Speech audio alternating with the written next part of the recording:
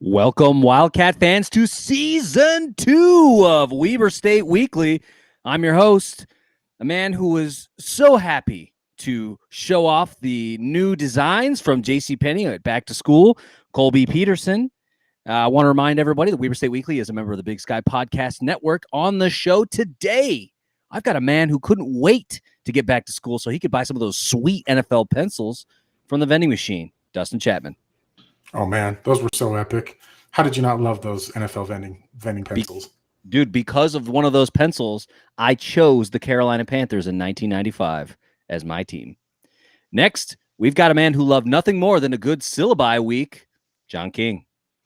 Nothing better than, showing back up to school, walking into class, hanging out for about 7 minutes, heading on down the road, meeting up with all your boys, you hadn't seen in a while. Love syllabi week. I think you wanted to flex on the syllabi thing. I think that your command of Latin is what you're trying to flex right now. Am I wrong? Well, listen, I know my plural nouns now. Okay. I got you there. Certainly do. So on today's show, as you can notice, folks, it's going to be a little bit different here on Season 2 of Weber State Weekly. Our plan is to go live on Monday nights to allow people an opportunity to not only hear the show, but interact a little bit more with us on our panel and the Weber State Weekly team. And then, of course, if the traditional podcast route is the way that you enjoy it, you'll find that in your podcast feeds as normal. But for those that want to interact a little bit more with the Weber State Weekly team, we're going to be going live on Monday nights to break down all of the greatest things that are happening in Weber State sports. So on today's show, we've got a couple of really big segments coming up for you. We've got football rankings galore. So football season just around the corner. They're just wrapping up camp here this week or soon if they haven't already. And there are lots of preseason rankings out there. So we're going to talk a little bit about them. We're also going to talk about the greatest team in school history. We got the 2021 Weber State volleyball team back and better than ever. So we're going to talk a little bit about what to expect from the ladies this year as they bring back their core of experienced ladies to probably, hopefully, make another run at the conference championship. We'll talk about it. And then finally, we're going to have a game at the end of the show called Over Under. And I've got some lines prepared for our panel here today. And we're going to see kind of how they're feeling about some of our win totals and some other things. So before all of that, if you're obviously watching this episode on social media, you follow us on probably Facebook or maybe on YouTube or Twitter. Instagram is also another place where you can follow us. You can also check out our blog. We're going to have some more good content coming up for you this season on WeberStateWeekly.com. Great spot to stay up to date on what's happening with Weber State athletics. And finally, through the generous donations of our Patreon supporters, we're able to bring you some of these live streams with this good software. So appreciate our Patreon supporters thus far. And if you're interested, go check us out, patreon.com/Weber State Weekly. So with that, guys, let's talk football rankings, man. We've got a lot going on. There have been a number of really, really good, preseason rankings. We've got a lot of guys who are named All-Americans. So I think the first thing I want to talk about is the Wildcats. I think it was announced this week or maybe last week. Wildcats going to be ranked 6th in preseason stats polls. How does that feel to you guys? Chappie, I want to get your take on that preseason ranking as we go into week 0 with, or week 1 with Utah coming up soon. It feels like it's right where we should be. It's not as high as we were in the spring, and that's okay. There's more teams playing now. Weber State had an early exit from the playoffs last year. That 5 to 10 range is about where we should be. I mean, would I like us to be higher? Yeah, but this is on par. This is right where we should be. I like it. I should note that is the highest of any Big Sky team. The Wildcats ranked 6. I think the next closest one is Montana at 9 or 10, something like that. John King, what about you? Preseason ranking of 6 for the Wildcats. How does that feel? So I'm kind of enjoying flying under the radar a little bit here. I mean, when you've looked at the preseason rankings, whether it was through the spring season this past year, the last couple of years, Weber State's been right in that 3 or 4 range. Just behind JMU, just behind North Dakota State, and so I'm kind of like going. I'm kind of liking to going into this season a little bit under the radar. I think going into the spring, look, expectations were really, really high. I think we can all agree that, the expectations were not met. I mean, pretty much everybody on our podcast last year said national championship or bust. It was a first round exit. So I think that, going into this season being a little bit, lower than what we would normally anticipate being, I think the guys are going to be hungry, and I really think you're going to see that over the first couple games when we start the season. Yeah, I think I agree with you there, John King, that obviously the first round loss to the Salukis was not the plan. They were a tough team. Credit to them. They came to Ogden and they won the game. You know what I mean? And that's not an easy thing to do. And they pulled it off. So credit to them. But I think it leaves the Wildcats a little bit hungry going into the fall now, where they didn't get the result that they wanted. The door was wide open for national championship aspirations. And unfortunately, it closed early because of that first round loss. So I think I got to agree with you that overall, this is probably going to leave the Wildcats hungry. And I think that hopefully it puts the fire in, because the Wildcats have a tough schedule, and we'll talk a little bit about that in a minute. I wanted to move on now, guys, unless you had anything else to talk about when it comes to the ranking, either of you. I think it was a good lesson. Spring season, as we all kind of got past that and maybe the frustration of an early exit, I think that was a good lesson for the team to learn. To me, that's the biggest takeaway I have. Great to have a mulligan season, as it were, where potentially they could have won, but they didn't, and they got a lot of experience out of it. And hopefully it does make them hungry, like John King was saying. Yeah, I mean, and having those 6 games, in the spring, I mean, that's really, I think you're going to see a lot of dividends for that. I mean, especially, and, we can talk about this, at a later point, I think that you're going to really see that in the quarterback position once we get going this year. I mean, those games when we're sitting in week 6 this year and we're looking at the development of Bronson Barron, I think we're all going to be looking back at the 6 games from last spring and saying, man, I'm so happy we played those. I think I agree with you, John. I think that, it was kind of house money, putting Bronson Barron in there, and we saw some good production. I mean, I think Bronson threw like 1 pick the entire, spring season. Impressive decisions made by him, and probably a lot of growth for a guy who hasn't played football in a couple of years. So got to take that, got to take the good with, some of the sour taste that's left in the mouth. Got to love that. So now, guys, I want to talk a little bit about individual accolades, because the Wildcats have received a few. We've got 5 preseason All-Americans this season.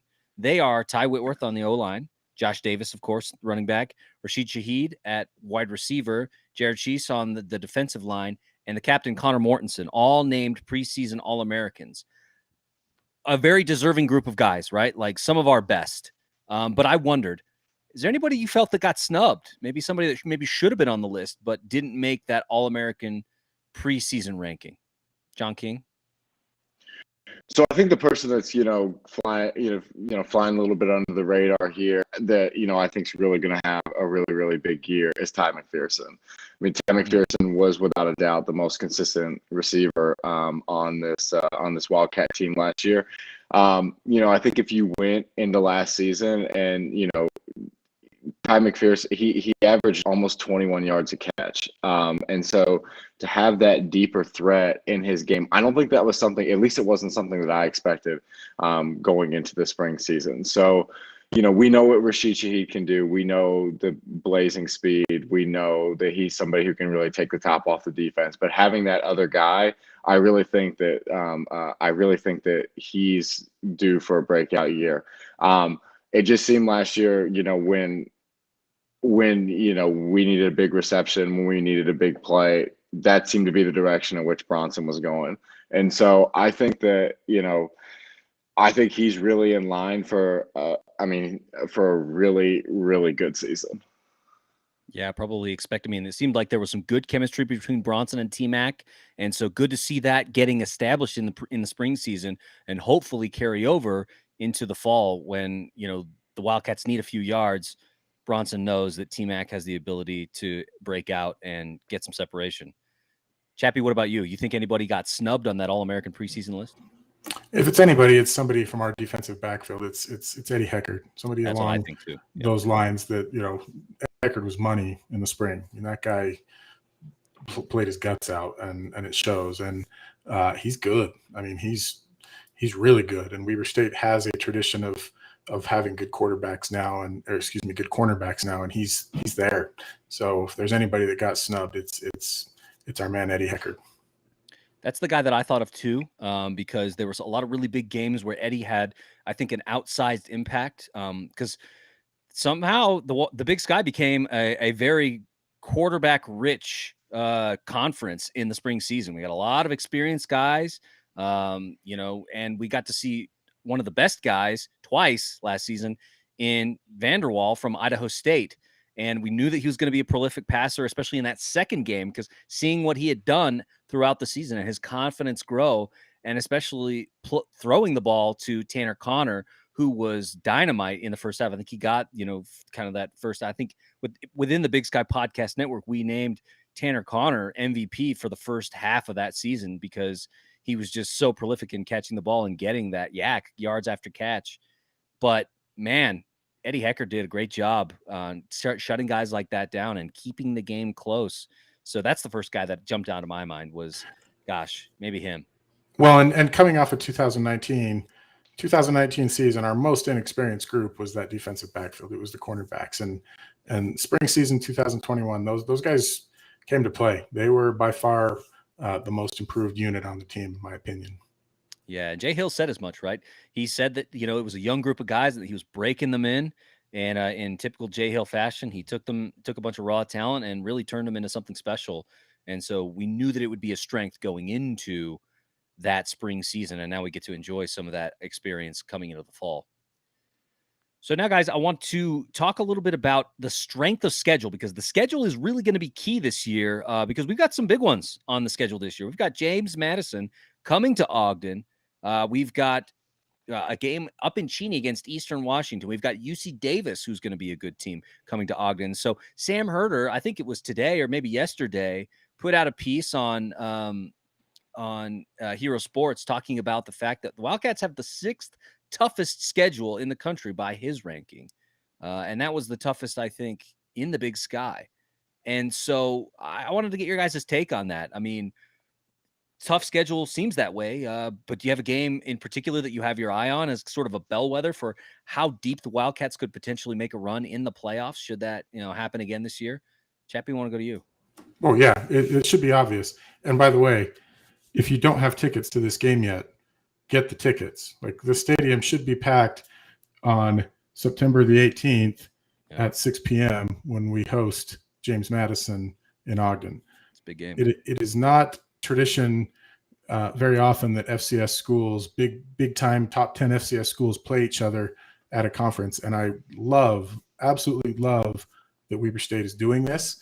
And people need to show up, man. You show up to that stadium and cheer. That is absolutely going to be, especially as an early season game, a very good watermark game. It's going to tell us exactly how hungry they are, exactly what they feel like they have to prove, and exactly how the season, I think, is going to play out. Yeah. John King, what about you? Any games on the schedule that you really got your eye on as a bellwether for the Wildcats and how good they could potentially be this season? Well, first things first, when you're talking about the tough schedule, that doesn't even include, the Montana Grizzlies, because Weber State doesn't play Montana but they this do year. play Montana State, yeah. And that is going to be the game that I'm going to have circled on my calendar. So, look, as an East Coast guy, obviously, the JMU game means something to me, being for only about a half an hour from JMU, actually going to both games where, we have, where we've lost to them in the playoffs, once in the semifinals, once in the quarters. That's a game where I think we're really going to see where the Wildcats are. That's going to be a game where, that's going to be the first real test of the FCS season, for the Wildcats, especially for the offense, because, going to be playing against some East Coast athletes. But the Montana State game is a game that I really have circled on my calendar. One, because that's obviously going to be a huge game for conference standings and conference championship reasons. But the other reason is it's going to be a nationally televised game. It's going to be on ESPNU. It's going to be on a Friday night in prime time. And how many, as an FCS school, how many of those do you get, throughout 3 years? To have one of those games. I mean, number one, that's a great opportunity from a marketing perspective, from school. It's great from a recruiting perspective because you can then go and take that and say, look, yeah, we're FCS, but we played more games on ESPN than some of these Division One, these FBS schools. It's a huge recruiting tool that you can go out and you can take to get players that Weber State may not have had access to before in the past. And then it just gets to showcase the team to a bigger audience. I mean, look, if you're playing a game on one of the main ESPN channels, obviously more eyeballs are going to be are going to be on your team. I really like that the university was able to get this worked out to where where there's going to be this game. I'm really happy that number one, I'm really happy that no longer are we going to have to deal with Pluto TV, and ESPN Plus is going to be the way to go. But then to turn that into something that's actually going to be played on national TV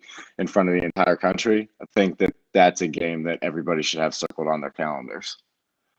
Yeah, definitely a big one. And like you said, John King, the Big Sky will be making the transition to ESPN Plus this season. And so I had ESPN Plus because I wanted to watch a lot of those Missouri Valley games in the spring season. Because, if you wanted to watch all those good matchups, they were over there. So I was already paying the money, and then the Big Sky announced that they were going to be going to ESPN Plus. And so that should up the quality of those productions for the Big Sky, because I think that the spring season I'm sure that the Big Sky wanted to go to ESPN Plus long ago, but I think just watching the difference between the Valley and the Big Sky productions, it was night and day. And so glad that they made that jump.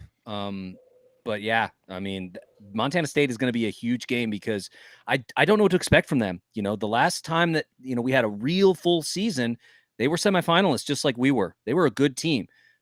Their head coach, Jeff Choate, has since left and gone on to Texas, but they've got Brett Vegan, who used to be a part of the North Dakota State coaching tree, spent some time at Wyoming, now up in Bozeman at Montana State, and they've got some talented players who are returning. So not really sure what to expect from that good Montana State team. They could be dynamite. They could, just mow through everybody in front of them, or they could have growing pains. Well, it's hard to say. Well, and I'll just add there, Eastern Washington's a big game. They played in the spring. This is Barry's senior season. The guy's electric. That's to me, that's if I were going to pick a second game, it would be that one. But my final note here is, how in the world are we playing at Dixie and at SUU? We play at SUU 2 years in a row when they're leaving the conference. Come on. So I had the same question, and then I thought about it. And when the conference, because SUU will be leaving the Big Sky Conference this year, will be moving on to the WAC, I guess the conference decided to move up their final season to now, which means that we skipped basically 2021 scheduling.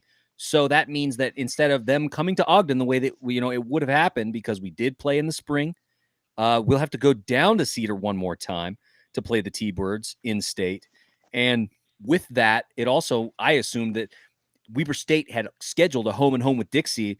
And so moving that schedule up meant that Dixie would have come to Ogden as well had we kept the original 2021 schedule. But since we moved to 2022 schedule, it's now going to be Weber State going down to St. George to play the Trailblazers. And so it's a little bit weird. And I had the same question because I felt the same. I was like, no way. Dixie should be coming to Weber State in their first season as a D1 school. But I guess that's just kind of the way that crumbled. But Chappie, I have to agree with you that for me, guys, I think the game that is scheduled, or the game on the schedule that is most important in my eyes, is I want to see that Eastern Washington game in Cheney. Cheney is a difficult place to win. The wind is always difficult to deal with up there, especially if you're a kicker and it's a close game and you got to kick field goals. I think that and I can guarantee it'll be raining. Yeah, I mean, it's just that way, right? And I think that game is going to be a really interesting one because if you're a fan of the Eagles Power Hour podcast with Kyler Neal, who's the big FCS guy, I think that, and Rusty, of course, Rusty's more, he's really plugged into the hoop stuff.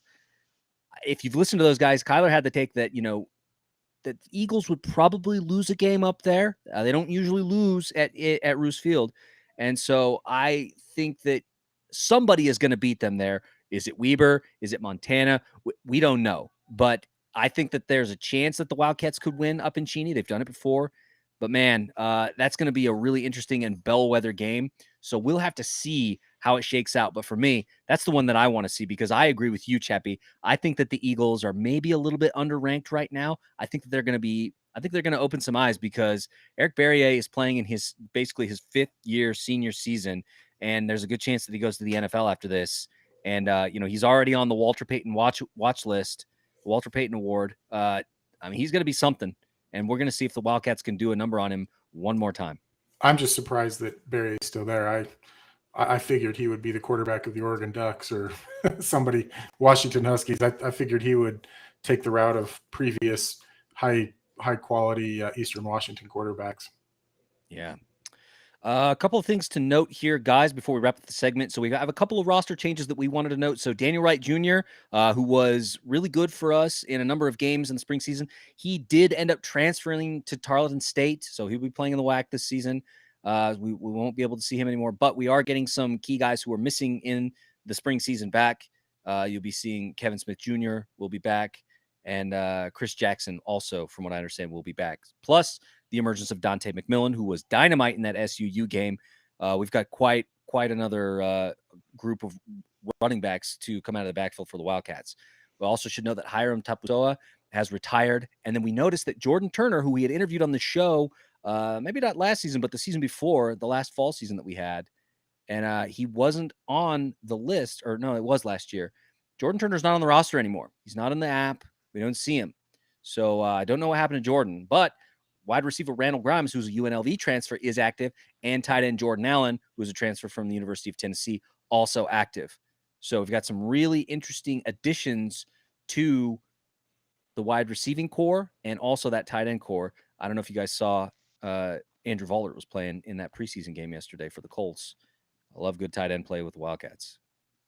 Last thing I wanted to note, guys, Wildcats were voted number 1 in the conference preseason coaches poll.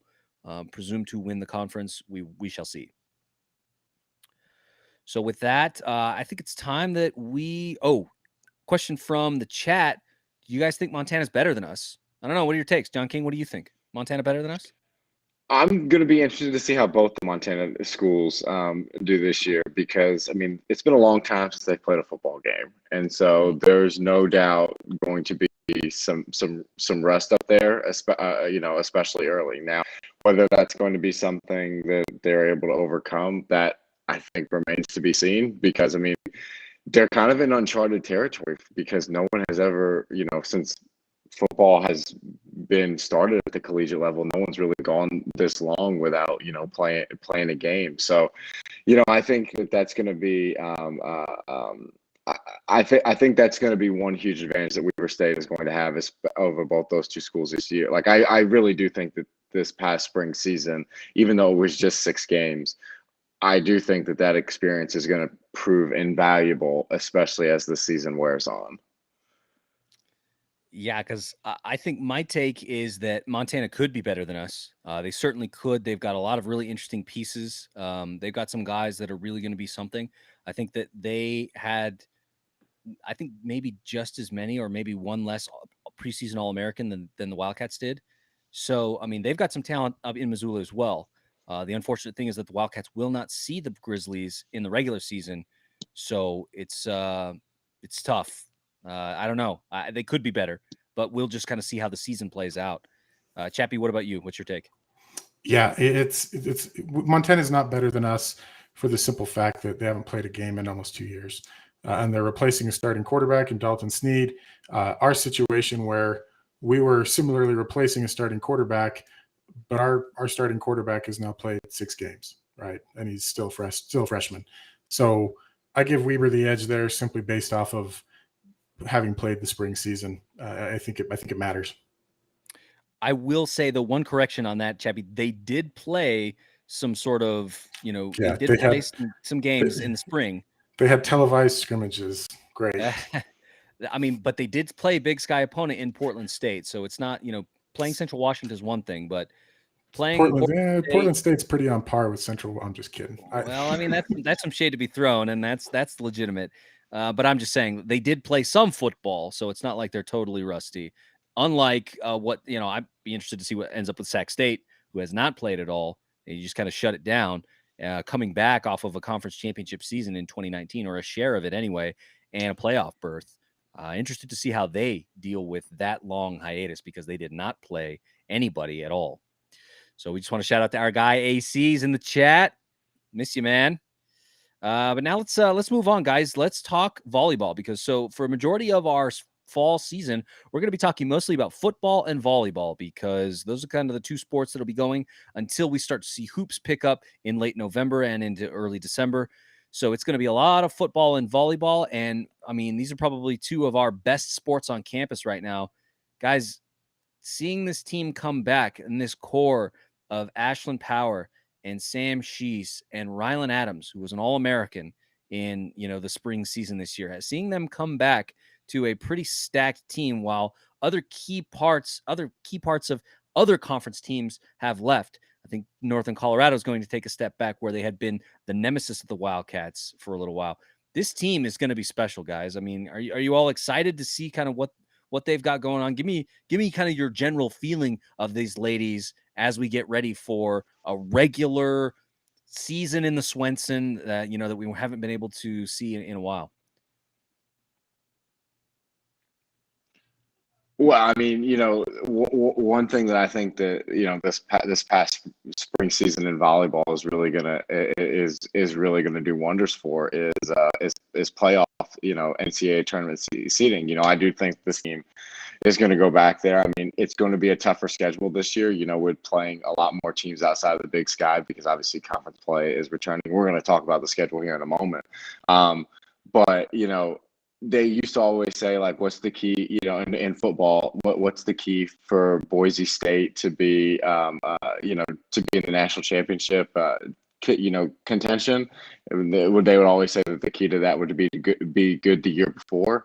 I think Weber State kind of snuck up on some people nationally last year, but they're not a surprise anymore. So, if you put together a regular season like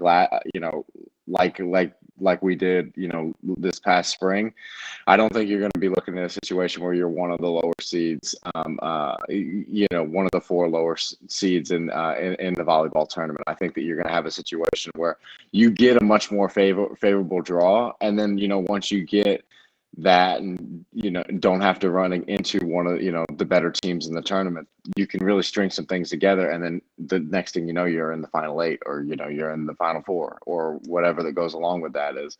But I think that spring season, having that momentum of going 15-1, getting to the NCAA tournament, not going to sneak up on as many people nationally this year. It's only going to help the Wildcats seeding when it comes tournament time. Yeah, I tend to agree with you, John King. I think that the Wildcats going in and beating Bowling Green in the first round of the NCAA tournament is a statement win, but also hopefully it pays dividends in the future, because in the next round, the Wildcats ended up playing against a team that went to the Final Four in Wisconsin, one of the best teams in the country at the time. So more favorable seeding will maybe make for a deeper run. I think if you're serious about any sort of deep run, you're going to see a team like Wisconsin eventually. But a little bit more favorable seeding can, maybe extend that run in the NCAA tournament a little bit longer, because watching those ladies play against Bowling Green was just truly something. They really handled business, and it's good to see that basically that same group of ladies come back and get ready for a full season with some really interesting non-conference opponents, along with a more traditional season where they're going to a place, they're playing, or somebody's coming to the Swenson, they're playing them one time instead of the more of the series. So I want to talk, guys, a little bit about the roster. One of the things I noticed on the app today when I was going through just kind of seeing who was new and who had moved on, I noticed that Caroline Broadhead was not on there anymore. And I was shocked. I mean, what's your guys' take on that? No Caroline Broadhead when she had been so good for the Wildcats in that spring season. Do you think that the Wildcats are able to load up and sort of retool in her absence? Give me your thoughts, Chappie or John King. Yeah, I don't know that with all of the seniors coming back, not sure what Caroline Broadhead's situation is, but with all of the seniors coming back and they made that decision in the spring, I feel pretty low. The team is, for all intents and purposes, basically the same team as the spring, and that's great. Yeah. John King, any thoughts on that?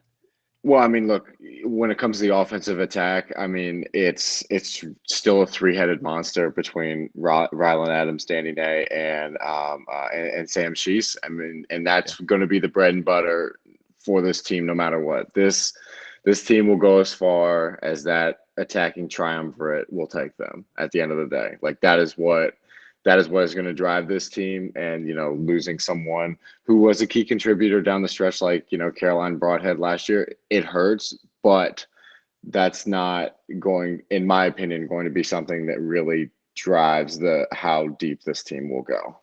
Yeah, I think I tend to agree with you. It is a shock and a bummer to see that, she is not on the roster. That's too bad.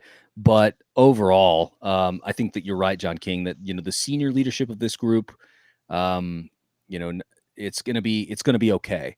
So I want to talk a little bit now about the new blood, because I noticed there were a number of freshmen and redshirt freshmen on the new roster. And so we've got outside hitter Brooklyn Frederick coming in, outside hitter Kaiten White. We've got a new libero, Charlie Bouquet, and then a couple of redshirt freshmen, like I noted. This will be Marley Rossello and Liana Woodley. Liana's a middle blocker, and then Marley is also libero. And then we got a transfer. I was really surprised to see this. So we got a transfer from Southern Miss, a lady named Kess Krutzinger. And so excited to see what she does as a middle blocker. But it seems like, we know that Coach Jeremiah Larson and his team do a great job of putting together quality rosters and helping develop players to be the best that they can be. And so I think that having some of this new talent come in, they may not necessarily get a ton of playing time unless we've got a lot of blowouts. But we'll just have to see. But I'm excited to see some of these new ladies get an opportunity to at least play one season with some of the veteran leadership that has led this program to new heights. Thoughts on the new roster, guys? Well, I think it's going to be interesting to see, obviously they're in fall camp getting prepped for the season. I think the early games are going to be very interesting to see who gets playing time, because, we're not at practice every day, obviously. So who are those people that are having, a good preseason? I think we'll have an idea about, who those people are in the first 2 or 3 games. However, with so much of this team coming back, it's going to be really, really tough for a lot of players to kind of break into that starting lineup, break into that rotation, just because so much production is returning. Yeah, Chappie, any thoughts on that roster? Coach Larson has things rolling. He's doing a very good job, and I have complete confidence in the folks he brings in and the job he's doing up there. Yeah, definitely. Coach Jeremiah Larson coming off of a Big Sky Coach of the Year season in the spring. And so a lot of confidence all across the conference in his ability to lead a team and, help get them in the position to win. So guys, we talked a little bit about that non-conference schedule. It's an interesting one. We've got some really good matches coming up. So first real match of the year after the scrimmage, which will be on Monday, the 23rd, they got Seton Hall coming to the Swenson. Interesting. And then they'll see North Dakota later that week. It's a weird doubleheader that day because they'll have North Dakota, and then at 11, then they'll get on the bus and drive up to Logan and take on Utah State. Crazy day, but we're also seeing Utah Valley. We'll be playing Brigham Young in a tournament down in Provo. We'll be playing Michigan State there as well. We'll be playing at Utah, and we will be going out to play Kansas State, who we've beaten in the past, along with Omaha. So let's see. That's all of the tournament teams from the state last year. They're all on the out of conference schedule. Thoughts? Any matchups that you're excited to see? Yeah, I'm excited to see that Utah Valley matchup, if for nothing else, because they also got to the NCAA tournament last year and were seemingly ranked higher, got a better slot than Weber State did out of the WAC. And so, frankly, I want us to crush them. I'm excited for that match because it's in the Swenson. And with you, I feel like that's a match where the Wildcats can really kind of show their mettle. But man, that's going to be a big one because I think that Brigham Young is going to be a very good team. Utah is going to be a very good team, and going to them and playing on their floor is going to be its own set of challenges. But Utah Valley coming to Ogden and playing in the Swenson, which is going to be just absolutely raucous this season. I think that's a fun match to watch, and that's one to be at. John King, what about you? What sticks out on that out of conference? So I was going to say the Utah Valley game as well, just because we all kind of talked about in our Slack message last year, we were when the NCAA tournament bracket came out, we were all surprised that Utah Valley was able to get a higher seed than us, and so I do think that that's going to be a nice little benchmark game, for us to see where we are from an out of conference perspective. But the game that also is on, it's on the radar for me is going to be Michigan State, and we kind of got there's no doubt. There's no doubt that the Big Ten Conference is the best volleyball conference in the country. It just is, and so Weber State got their first taste of that last year playing Wisconsin in the conference tournament. Going to be able to get a nice taste of that kind of talent early on in the season by playing Michigan State, and you don't get to play those teams very often. You don't get to play. You don't get to really take advantage of those opportunities. So like being able to see someone from that conference who's consistently playing against the Wisconsins, the Minnesotas, the Nebraskas, seeing someone like that early on in the season, I think is going to help this team tremendously when we get to the business end. Yeah, I think I'd have to agree with you, John King. Like facing Wisconsin, who was a very good team, went to the Final Four in the last NCAA tournament. Now an opportunity to face Michigan in Provo, just really starting to play at some of the higher levels of volleyball. And if we were to ask for a team that we would want to field for those matches, this team is it. So once again, an opportunity for those young rookies to get a look, those freshmen to get a look and see what it's really like to play at the highest levels, but also still have a chance with this core group of veteran leadership to see what kind of damage you can do against some of the best teams in the country. AC noted that we noted that the scrimmage is going to be on May 23rd. That's like 6:00 in the Swenson. That scrimmage is free, folks. Go ahead and show up. It's going to be fun. I think I'm going to plan on being there, so it's going to be a good time. The last thing I was going to ask you guys before we wrap this segment up and we go to our last segment is the Wildcats were ranked number 1 coming in, or no, they weren't. The rankings haven't come out yet, but they should be ranked number 1 because it looks like Northern Colorado has lost some key players, folks like Taylor Muff. Northern Colorado is maybe going to take a step back.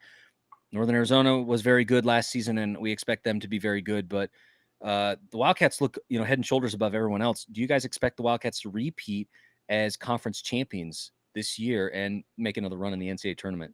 Chappie, what do you think? Absolutely. The deck is stacked in their favor. They have all their seniors coming back, and because of the results of them winning the conference last year, they are hosting the conference tournament this year. So everything is in their favor to do it. Of course, execution is key there, and they have to go out and win the games, obviously. But, as we've learned in football, and we've mentioned here a little bit, seeding does matter. Having all the advantages that you can absolutely helps. And in this situation, having all your seniors coming back and hosting the conference tournament absolutely stacks the deck in their favor. Yeah. John King, any thoughts from you before we wrap this one up?